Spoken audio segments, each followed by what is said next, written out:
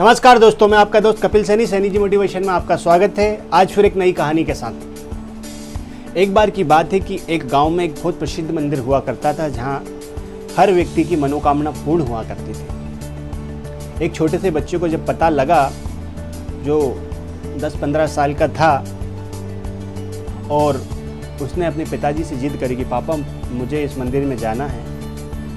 पापा बहुत धार्मिक प्रवृत्ति के थे। बेटे से कहा कि आज मुझे कुछ काम है, अपन कल चलते हैं। मगर बेटा नहीं माना कि मुझे तो सिर्फ आज ही जाना है और मुझे माता रानी से कुछ काम है। बच्चे की भावना को देखते हुए पिताजी ने कहा कि गांव के पास ही में है, आप चले जाओ और मुझसे प्रसाद के लिए भी कुछ पैसे ले जाओ और माता रानी के चरणों में प्रसाद जरूर चढ़ाना, तुम जा रहे हो तो। बच्चा खुश होकर मंदिर के लिए निकल जाता है। जब मंदिर की कुछ सीढ़ी चढ़ता है, वो देखता है कि प्रसाद की दुकान लगी है, वहीं से कुछ प्रसाद और कुछ फल फ्रूट खरीद लेता है और धीरे धीरे आगे बढ़ने की कोशिश करता है। बच्चों के हाथ में प्रसाद देखकर वहाँ जो बैठे हुए कुछ बंदर देखते हैं कि आज तो चलो भाई दावत हो गई।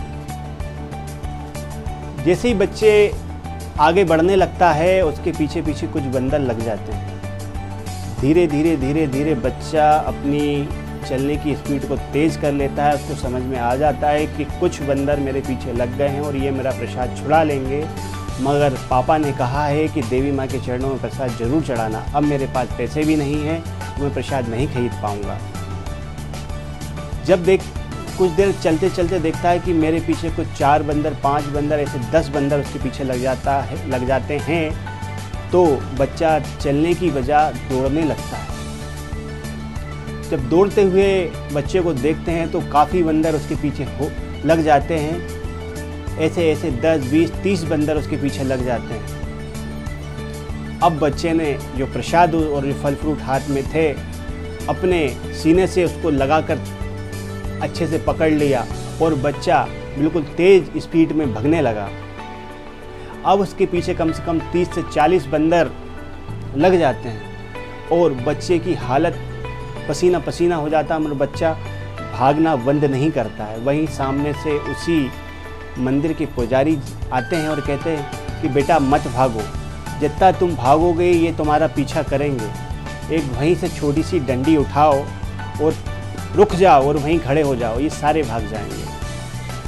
पंडित जी की बात सुनकर बच्चा एक डंडी को उठाता और खड़ा हो जाता है। बच्चे को जब रुका हुआ देखकर सारे बंदर देखते हैं तो एकदम जब डंडी उठा के जब बच्चा रुकता है तो सारे बंदर भाग जाते हैं। और बच्चे को समझ में आ जाता है कि जब तक हम जिंदगी में किसी भी चीज़ से भागते रहेंगे तो वो सारी चीज़ें हमें भगाती रहेगी और हम डरते रहेंगे। इस कहानी का उद्देश्य यही है कि आप कभी किसी चीज़ से डरते हो, आप किसी चीज़ से डर रहे हो तो वो आपको उतना ही डराएगी कि जब तक आप डरते रहोगे।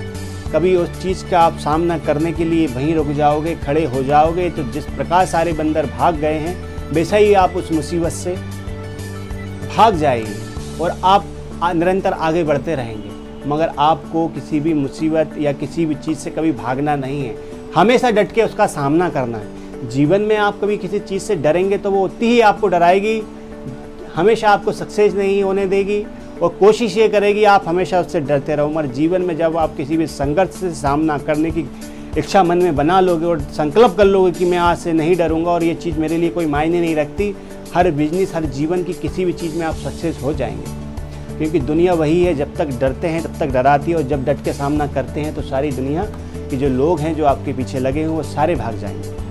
इसलिए आप हंसते रहें, मुस्कुराते रहें, जीवन में जो करना चाहते हैं उसको हमेशा करें और किसी भी चीज़ का डटकर सामना करें, डरने की कोशिश कभी ना करें।